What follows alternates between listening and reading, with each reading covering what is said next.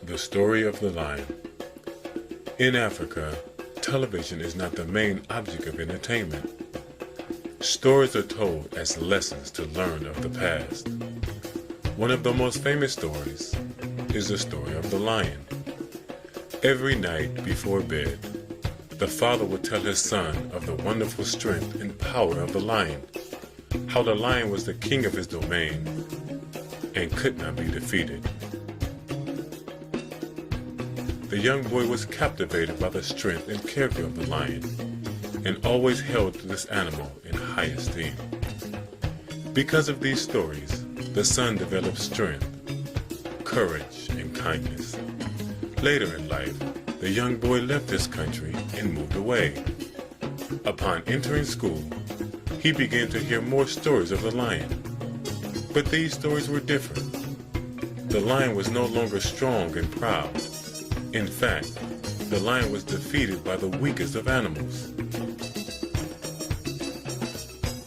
The young boy went to his teacher in a state of confusion and said, "Teacher, why are these stories different from the stories in Africa?" The teacher said, "That's the way life is." The young boy was still confused. Upon returning to Africa, the son immediately approached his father. "Father, you told me that the lion was strong and unbeatable, but when I went to school in America, it was said that the lion was weak and easily defeated. Father, how can that be?" His father said, "Son, don't be confused. The reason why the lion is portrayed this way is because the lion does not know how to write stories. Until the lion learns how to write his own story, he will always be portrayed otherwise."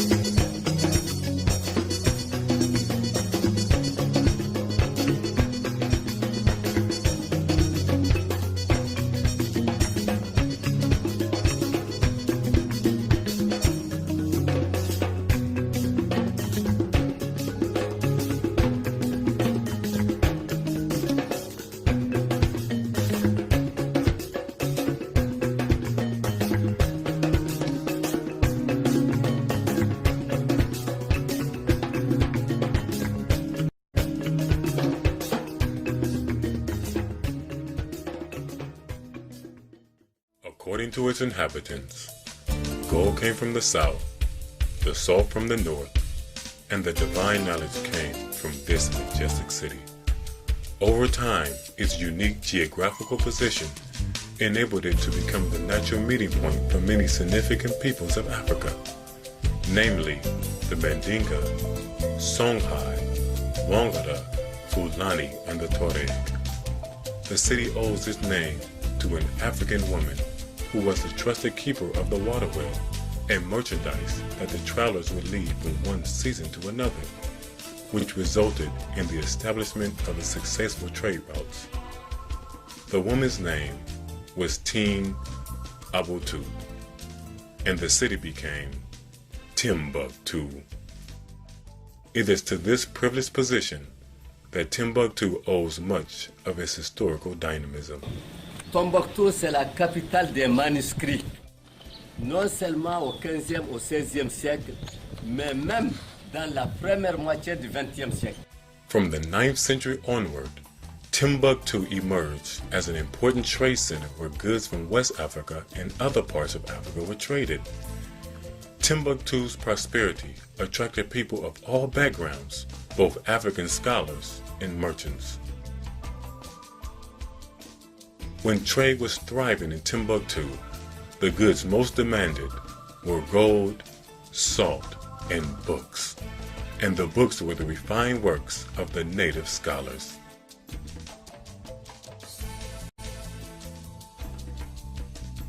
The Emperor of Mali, Mansa Musa, also known as Kanka Musa, was so taken with the thriving economy of Timbuktu. He was not only attracted to its prosperity, but was so impressed with its deep African Islamic tradition and the highly advanced intellectual contributions that he captured the city. Upon capturing the city in 1324, Mansa Musa set out on a pilgrimage to Mecca. When he returned, accompanying him was one of the greatest architects of the time, an Egyptian named Abu Ishaq as-Sahili. Sahili was paid 200 kilograms of gold to build the Jingarabir University, also known as the Grand Mosque. In addition, Mansa Musa also built a royal palace for himself, another mosque in Jenne, and a great mosque in Gao, all within 1 year. Mansa Musa's effort to beautify the architecture of Timbuktu was part of a great plan to make the city a place flourishing with both wealth and knowledge. So he brought scholars from all over Africa to teach, as well as other parts of the world. To his great surprise, the emperor quickly discovered that some of the scholars he had brought over lacked the level of scholarship that he was hoping for. In fact, when compared to the native black scholars already present in Timbuktu, he found that their knowledge and mastery of the sciences paled in comparison. Mansa Musa's pilgrimage to Mecca in 1324 had made Mali known worldwide. The great ruler took 60,000 people with him, 15,000 camels and horses, each pulling 300 pounds of gold. Every city in which he stopped, Mansa Musa gave gold in charity to the people. During Mansa Musa's visit to Cairo, he was often asked how he became the emperor of Mali. Musa explained that his uncle and predecessor, Abu Bakr II, was a passionate explorer. In 1307, Abu Bakr II decided to set sail in search of a sea route to Mecca and to discover for himself the mysteries of the ocean. When Abu Bakr and his maritime expedition left the shores of Senegal, they sailed straight into the Atlantic Ocean. It was reported that they encountered so many difficulties and challenges that he had to return to Senegal. Soon after, Abu Bakr reorganized his expedition, collected enough provisions, and gathered a large army to accompany him. This time, Abu Bakr, along with 1,000 ships filled with learned men, explorers, and soldiers, sailed through the Atlantic Ocean, but never to return. So Mansa Musa became the natural successor. Today, there is strong historical evidence that Abu Bakr II was the first one to set sail to the Americas about 200 years before Christopher Columbus. By the 12th century, there were 25,000 students attending the University of Timbuktu. The city had 100,000 residents, so approximately 1/4 of the population were students.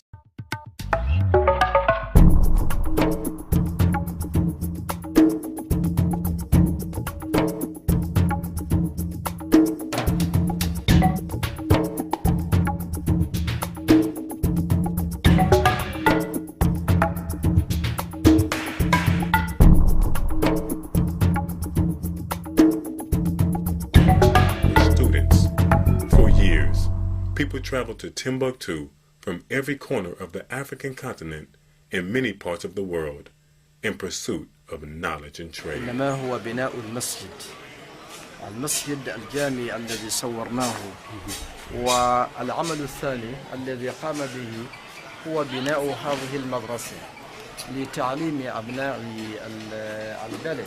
The University of Timbuktu was organized around three great universities: University of Sankore, Jingadabir, and Sidi Yahya. Jingadabir University was built nearly 700 years ago under the rule of Mansa Musa in 1325. It became the city's central mosque.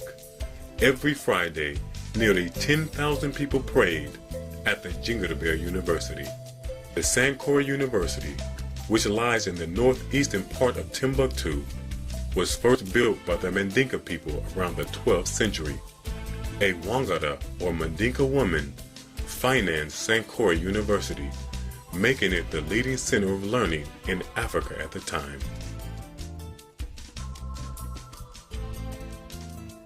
The University of Timbuktu had 4 degrees or levels in its curriculum. The primary degree. At this level, the students learned and mastered volumes of books of sciences, including the Holy Quran, learned the Arabic language, and learned to communicate and write effectively in various African languages. The secondary degree. At this level, the students are introduced to the different branches of knowledge: grammar, jurisprudence, mathematics, geography, history, physics, astronomy, chemistry, and the science of the purification of the heart, soul, and mind. The students also spend time learning a trade. University trade shops offer classes in business, carpentry, farming, fishing, construction, shoemaking, tailoring, navigation, and much more. The superior degree. The curriculum was highly specialized. The students would study under the guidance of a professor. It involved advanced research and extensive writing. Graduation was based upon a student's excellent moral character and his mastery of the sacred knowledge. The Circle of Knowledge. This was the elite group of imams, scholars, and professors. It was here that the most important and crucial issues of the empires and the world were discussed and debated. Leaders of the time, such as Aski Muhammad of the Songhai Empire, Mansa Musa of the Malian Empire, Sheikh Ahmadu of the Fulani Caliphate of Massina, the emirs, and the sultans of the provinces of the Sudan, sent crucial questions to the scholars of Timbuktu. الحمد لله رب العالمين اللهم صل أفضل صلواتك على أشرف مخلوقاتك. Scholars who received questions would make copies, then distribute them among the members of the Circle of Knowledge. Each scholar would individually research the issue. When they were all done, they would gather together and share their answers, which would later be published in manuscripts. The manuscripts described in great detail the questions or issues, and then the responses were given by the scholars.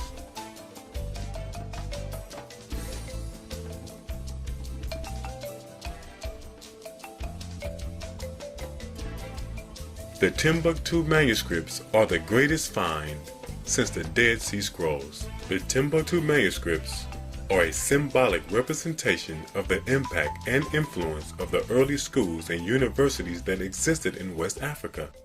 Everyone who truly cares and appreciates the effort to preserve an African legacy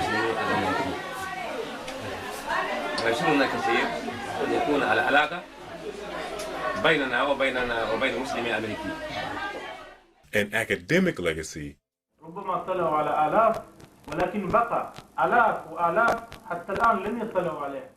And a spiritual legacy are obliged to help save the endangered manuscripts of Timbuktu. Sauveur, parce que nous avons des problèmes avec cette bibliothèque, nous n'avons plus de moyens de continuer à l'enrichir. There are 700,000 original manuscripts in Timbuktu and neighboring cities that are on the verge of being lost if the appropriate action is not taken. These manuscripts represent a turning point in the history of Africa and its people. It's called Dalail al-Khairat. Dalail al-Khairat has been written 700 years ago. 700 years ago. Incredible, incredible. The translation and publication of the manuscripts of Timbuktu will restore self-respect, pride, honor, and dignity to the people of Africa and the descendants of Africa. It will also destroy the stereotypical images of Africa as primitive and underdeveloped. These manuscripts of Timbuktu are a living testimony of the highly advanced and refined civilization in sub-Saharan Africa. Before the European Renaissance, Timbuktu flourished as the greatest academic and commercial center in Africa and the world. Great empires such as Ghana, Mali, and Songhai were proofs of the talents, creativity, and ingenuity of the African people. This is a hole that they have put on at the top of the roof so that you can see inside. It's like it's like a window for the wind to get in, and it makes it cool. Makes the masjid very, very cool. This is how they have it at the top of the masjid. They have these little holes, and this is the ventilation system. The ventilation that was created for generations, for centuries, before air conditioning came about. The University of Timbuktu produced both black African scholars and leaders of the highest rank, character, and nobility.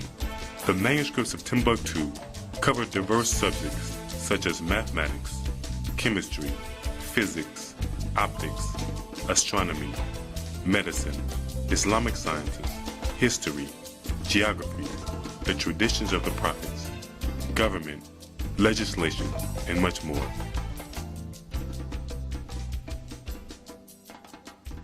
Today, this entire African legacy is on the verge of being lost. The brittle conditions of the manuscripts. Pages disintegrate easily like ashes. The termites, insects, weather, piracy of the manuscripts, and the selling of these treasures to tourists for food money. All of this pose a serious threat to the future of the manuscripts of Timbuktu. I think the Timbuktu Educational Foundation will play a great role in the renaissance of the African history. That's why the Malian government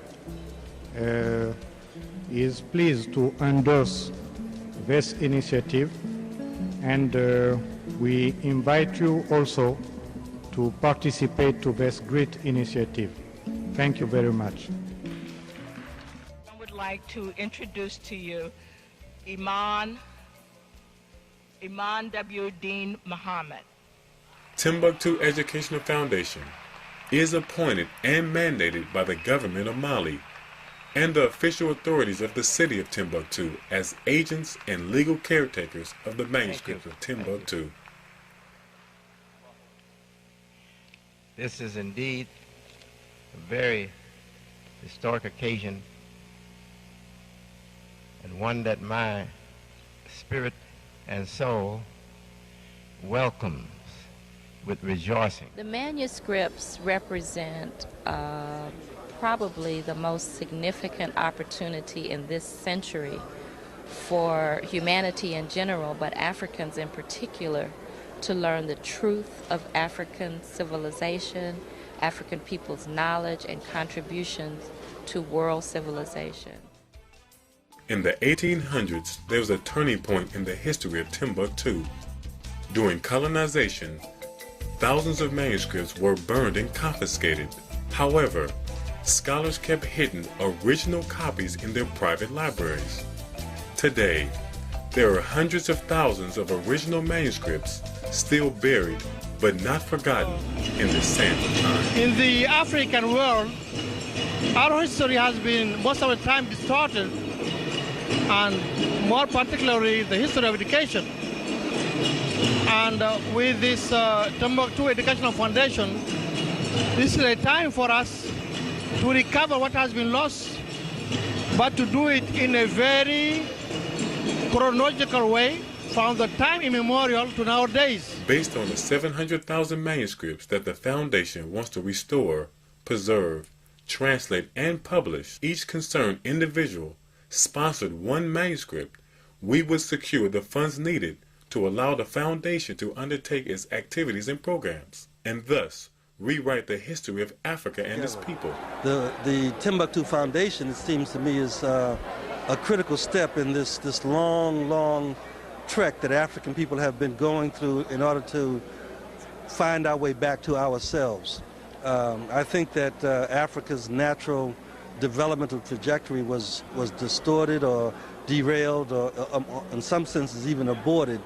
And Timbuktu, particularly with its with the holdings of those ancient texts, is a good place to begin to go back and hear Africa's voice and then get us back on track, because we have to understand who we are as African people and not these sort of mutations that have been the consequences of chattel slavery and colonialism. The mission of the Timbuktu Educational Foundation is to resurrect to its rightful place the contributions of Timbuktu scholars in the annals of world history. The first phase of this project is to restore, preserve, translate, and publish the manuscripts of Timbuktu. Within the first phase, we will restore the historical buildings which house the University of Timbuktu.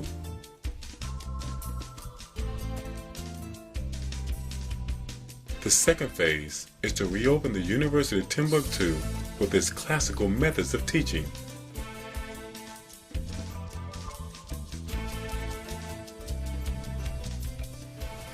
ختاما نسأل الله العلي القدير أن يكلل مساعيكم وجهودكم بالنجاح والفوز المبين، وأن ينصركم نصرا عزيزا ويفتح لنا ولكم. The third phase is the opening of a branch of the University of Timbuktu in the U.S. utilizing the same classical methods of teaching. And finally, to promote tourism, educational and cultural exchanges between the peoples of Africa, Americans, Europeans, and others. And this is where we are. We began to work on the issue. Today we are here. Today we are actually rewriting, or better said yet, today we are restoring the history of that we have lost.